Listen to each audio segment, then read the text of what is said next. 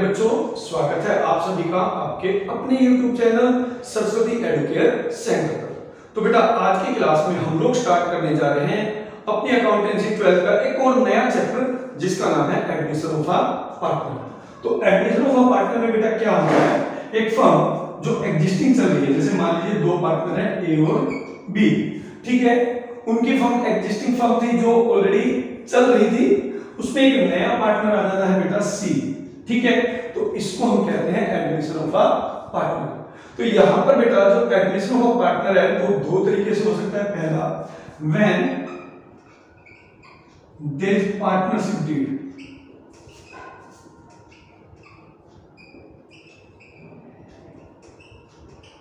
अगर partnership deed है तो बेटा there must be a provision regarding admission of a partner.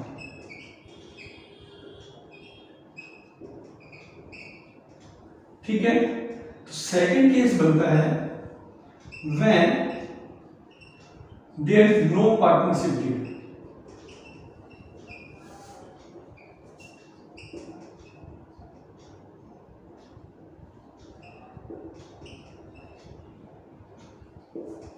तो यहां पे मैं केवल उस केस में पार्टनर फर्म में एंटर कर सकता है when there is consent of all the partners।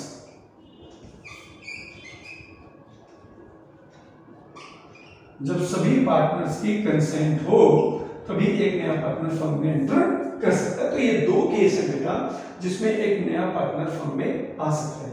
और ऑब्वियस सी बात है बेटा, अब जब नया पार्टनर आता है, जैसे सी फर्म में आया, तो ए और बी का जो पुराना पार्टनरशिप डीड था वो खत्म हो जाएगा बेटा, और उसको हमें रिप्लेस करना पड़ेगा एक नए पार्टनरशिप डीड के साथ। तो इसका मतलब ये चैप्टर भी बेटा क्या रहेगा, रिकॉन्स्टिट्यूशन ऑफ पार्टनरशिप फर्म। तो यहाँ पे भी रिकॉन्स्टिट्यूशन ऑफ पार्टनरशिप फर्म हो जाता है, क्योंकि जो हमारा एग्जिस्टिंग पार्टनरशिप डीड है वो बेटा यहाँ पर खत्म हो जाएगा, it comes to end end और we have to start a new partnership deed. ठीक है, तो थोड़ा सा ये तो था बेटा पार्टनरशिप के बारे में।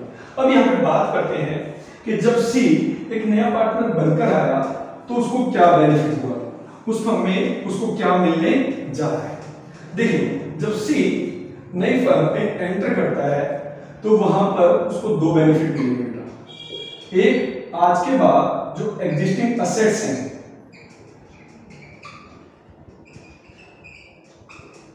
ठीक है, और एग्जिस्टिंग असेट्स किसकी हैं, जिस डेट पे सी ने एडमिशन लिया फर्म में, वो ए और बी की है, उसमें भी उसका हिस्सा हो जाएगा। और दूसरा, आज के बाद जो भी प्रॉफिट या लॉस होगा उसको भी वो एंजॉय करेगा, यानी उसकी भी उसका शेयर होगा। तो यहां पर एक तरीके से अगर आप देखें तो जब सी आएगा तो उसको दो चीजों के लिए पैसा लेके आना पड़ेगा, एक असेट्स में हिस्सेदारी के लिए और एक प्रॉफिट में हिस्सेदारी के लिए। अब जब वो असेट्स में हिस्सेदारी के लिए लेके आता है तो उसको हम बेटा कहते हैं कैपिटल, उसको हम कहते हैं कैपिटल। यानी जब सी आएगा और वो एग्जिस्टिंग फर्म यानी ए और बी की फर्म में जो असेट्स है उसमें हिस्सेदारी चाहता है तो उसके लिए उसको कैपिटल लेके आना पड़ता है, और जब वो प्रॉफिट में हिस्सेदारी चाहता है तो उसके लिए भी उसको एक अमाउंट लेके आना पड़ेगा, जिसको हम कहते हैं बेटा प्रीमियम फॉर गुडविल। ठीक है, जिसको हम कहते हैं प्रीमियम फॉर गुडविल। तो आई होप आपको समझ में आया होगा ये कैपिटल क्यों लेके आता है और प्रीमियम फॉर गुडविल क्यों लेके आता है। ठीक है बेटा, खैर ये चीजें तो हम लोग आगे अभी प्रैक्टिकली भी ट्रीट करके देखेंगे। तो फिलहाल बात करते हैं कि जब एक नया पार्टनर फर्म में आता है तो हमें क्या क्या एडजस्टमेंट करनी पड़ेगी। ठीक है, तो सबसे पहले जो हमारी एडजस्टमेंट है वो बिल्कुल वही है जो आपका change in profit sharing ratio में था या जो आपका रिटायरमेंट और डेथ में होगा। यानी सबसे पहला है चेंज इन पीएसआर। जब एक नया पार्टनर फर्म में आएगा तो कोई एक या सभी, ठीक है, एक से ज्यादा जो एग्जिस्टिंग पार्टनर है वो अपने प्रॉफिट का शेयर सैक्रिफाइस करेंगे। ठीक है, तो हमें वहां पे बेटा सैक्रिफाइसिंग रेशो निकालना पड़ेगा, हमें वहां पे न्यू रेशो निकालना पड़ेगा। और ऑब्वियस सी बात है, whenever there will be change in profit sharing ratio और there is one or more partner sacrifice his share for a incoming partner, ठीक है, तो यहाँ पर जो सेक्रीफाइसिंग पार्टनर है he will be compensated by the sacrificing partner. तो उसके लिए हमें करना पड़ता है बेटा ट्रीटमेंट ऑफ गुडविल, ठीक है, जिसमें ट्रीटमेंट ऑफ गुडविल में दो चीजें, एक तो एग्जिस्टिंग गुडविल का क्या ट्रीटमेंट होगा और एक हम जो गुडविल निकालेंगे when new partners come valued की जाएगी तो उसका हम क्या ट्रीटमेंट करेंगे। ठीक है बेटा, इसके बाद हमें करना है treatment of reserve,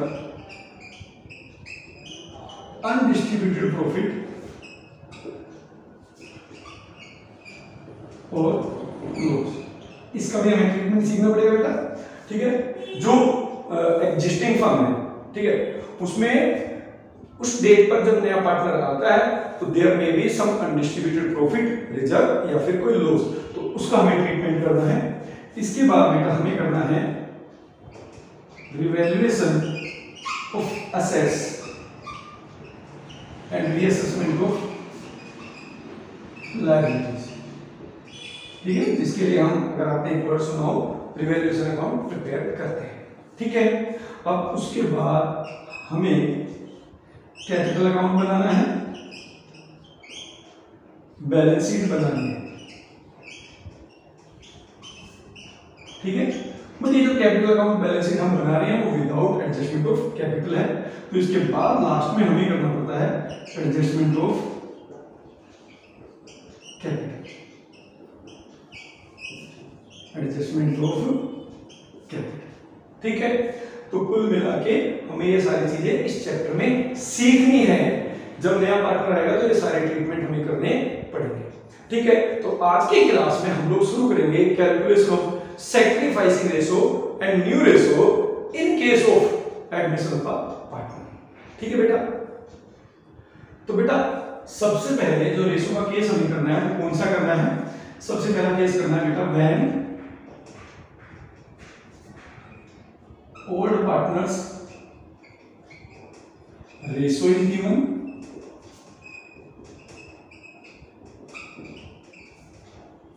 and new partner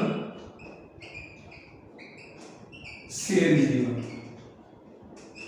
इसके अलावा आपको इस क्वेश्चन में कुछ भी नहीं दिया है। आपको ये बता रखा होता है कि जो एग्जिस्टिंग पार्टनर है उनका प्रॉफिट शेयरिंग रेशियो क्या है, उनका पीसीआर क्या है, पीएसआर, और जो नया पार्टनर है वो कितने शेयर के लिए फर्म में आ रहा है।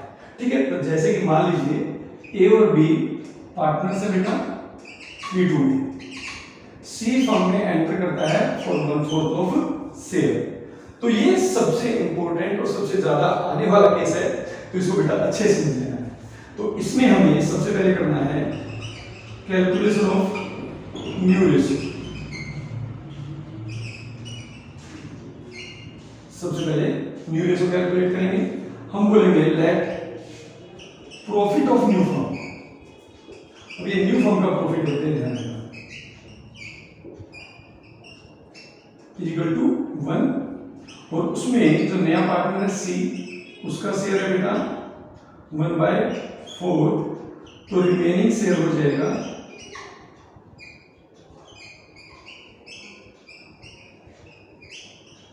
1 - 1/4, दैट इज 3/4। ठीक है, अब इसके बाद जो यहाँ पे रिमेनिंग शेयर है, अभी आप सोचिए किसके लिए बचा है। देखिए 1 था, 1 में से 1/4 किसने ले लिया बेटा? सी ने ले लिया। तो जो 3/4 है वो किसका है बेटा? वो है आपका ए और बी का। अब यहाँ पे कुछ नहीं लिखा कि ए और बी इस रेशो को कैसे बांटेंगे। ठीक है, तो यहाँ पे जब कुछ ना लिखा हो हम ये मानकर चलते हैं जो ओल्ड पार्टनर्स हैं वो अपने ओल्ड रेशो में ही जो उनका शेयर है उसको डिस्ट्रीब्यूट कर लेंगे। तो इसके अकॉर्डिंगली जो ए शेयर है इन न्यू फर्म वो हो जाएगा बेटा 3/4 into 3/5, B share will be 3/4 into 2/5, यानी ए का होगा 9/20 फ्यूचर में, बी का होगा 6/20, और यहाँ पर सी का आपको गिवन ही है दैट इज 1/4। ठीक है, डिनोमिनेटर के इक्वल कर लेना है, तो इंटू 5 डिवाइडेड बाय 5, तो इट विल बी बेटा योर 5/20। तो आपका जो न्यू रेशो आएगा बेटा ए बी सी का वो होगा 9/6/5, ये आपका न्यू रेशो है। अब इस केस में देखिए बहुत इजी चीज क्या है जो समझने वाली है, जब इस तरीके का क्वेश्चन दे रखा हो कि भाई ओल्ड पार्टनर्स के रेशो और न्यू पार्टनर का शेयर, तो जो ओल्ड पार्टनर्स के रेशो है बेटा, it will be treated as sacrificing ratio. तो इसमें जो सैक्रिफाइसिंग रेशो है वो उनके ओल्ड रेशो ही होंगे, यानी ये हो गया आपका न्यू रेशो और ये सैक्रिफाइसिंग रेशो कितना हो जाएगा बेटा, इट विल बी 3:2। ठीक है, तो ये आपका ओल्ड रेशो ही सैक्रिफाइसिंग रेशो होता है। अब क्या करते हैं भाई, हम तो नहीं मान रहे कि ऐसा होता है, चलिए एक काम कर लेते हैं, हम एक बार कैलकुलेट करके देख लेते हैं। तो याद कीजिएगा सैक्रिफाइसिंग रेशो का फॉर्मूला क्या था, सैक्रिफाइसिंग रेशो का फॉर्मूला था बेटा ओल्ड रेशो माइनस में न्यू रेशो। ठीक है, तो ए का निकाल के देख लेते हैं। ए का ओल्ड रेशो बेटा 3/5, उसका न्यू रेशो बेटा 9/20, राइट। तो यहाँ पे 60 - 45 अपॉन में 100, दैट इज 15/100। ए ने सैक्रिफाइस किया। बी का यहाँ पे देखें 2/5 माइनस 6/20,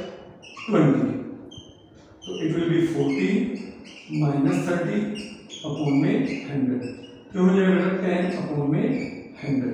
तो these are the sacrificing ratio. अब आपको आंसर चेक करना है कि भाई ये ठीक है या नहीं, तो आप कैसे कर सकते हो भाई, ए ने सैक्रिफाइस कितना किया 15/100 किया, बी ने सैक्रिफाइस कितना किया 10/100 किया, दोनों को आप ऐड कर दो, तो ये हो जाएगा बेटा 25/100, दैट इज इक्वल टू 1/4।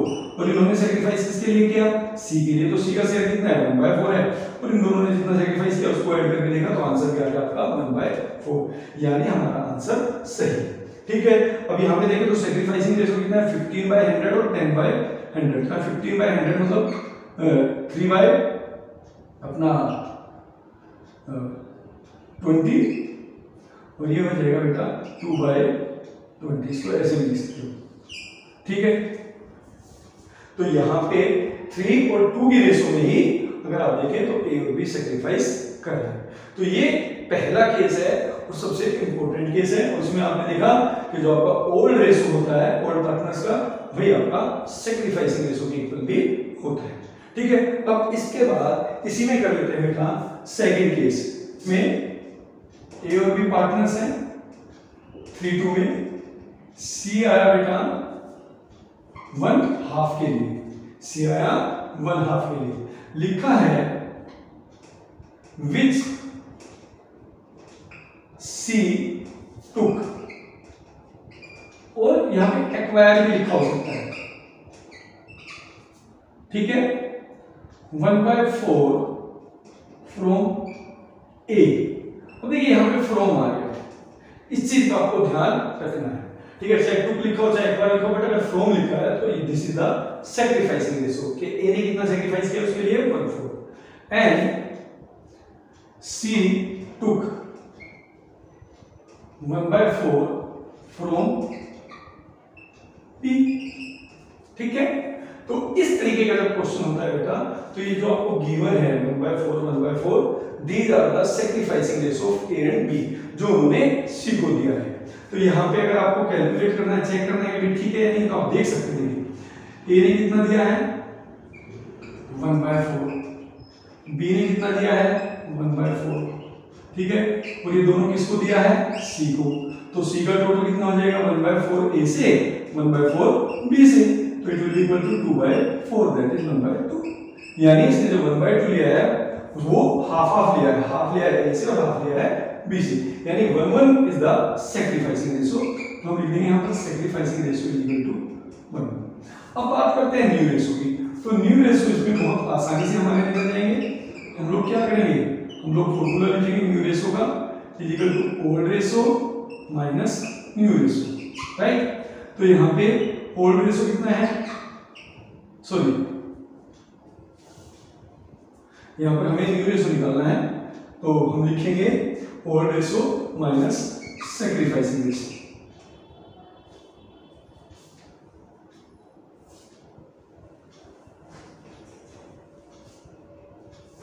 तो देखिए इस क्वेश्चन में जब आपको न्यू रेशो निकालना, तो न्यू रेशो बड़ी आसानी से निकल जाएगा।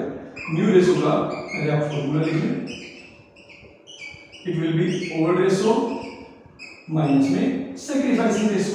ठीक है, तो ए का निकाल लेते हैं पहले। ए का ओल्ड रेशो 3/5, इसने सैक्रिफाइस किया है 4। बी का है 2/5, इसने सैक्रिफाइस किया है 1/4। तो यहाँ पे आप निकाल लें 12 - 5 अपॉन में 20, that is 7/20।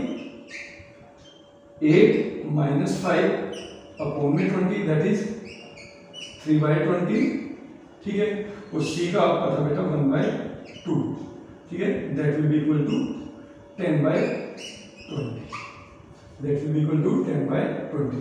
So this will be the new ratio 7, 3, 10.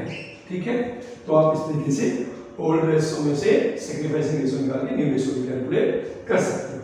ठीक है, और आपको देखना है कि न्यू रेशो मेरा ठीक है नहीं है, तो आपको क्या करना है, जो डेनोमिनेटर है ये का जो सबसे बड़ा वाला डेनोमिनेटर है उसका सम होना चाहिए सभी नए पार्टनर्स के शेयर का टोटल। ठीक है, यानी ये 7 + 3 10 + 10 20, और डिनोमिनेटर भी कितना है 20। इसका मतलब आपकी सारी चीजें ठीक है। तो ये इसका सेकंड केस है जिसमें आपको फॉर्म करके दे रखा है। ठीक है, तो बेटा आज की क्लास में इतना ही हम लोग करेंगे। अब नेक्स्ट क्लास में हमें क्या करना है, जो ये दो मेथड्स हमने सीख लिए हैं, ठीक है, आपकी जो एक्सरसाइज है टीएस अग्रवाल की, उसके कुछ क्वेश्चंस हम लोगों को करके देखने हैं। उसके बाद जो बाकी मेथड है वो हम लोग नेक्स्ट क्लास में करेंगे, और उससे नेक्स्ट क्लास में उसी के क्वेश्चंस भी करेंगे। आई होप आपको ये दोनों मेथड जो मैंने आज सिखाए हैं आपको आसानी से समझ में आए होंगे। अगर आए हैं तो बेटा लाइक करके, कमेंट करके आप जरूर बताएं, और वीडियो अच्छी लगी तो अपने दोस्तों के साथ शेयर भी करें। ठीक है, चैनल पर पहली बार है तो सब्सक्राइब कर लें, क्योंकि आने वाले टाइम में भी आपको इसी तरीके की कंटेंट्स मिलते रहेंगे। ठीक है, मिलेंगे अपनी नेक्स्ट वीडियो में, तब तक के लिए बेटा जय श्री राम।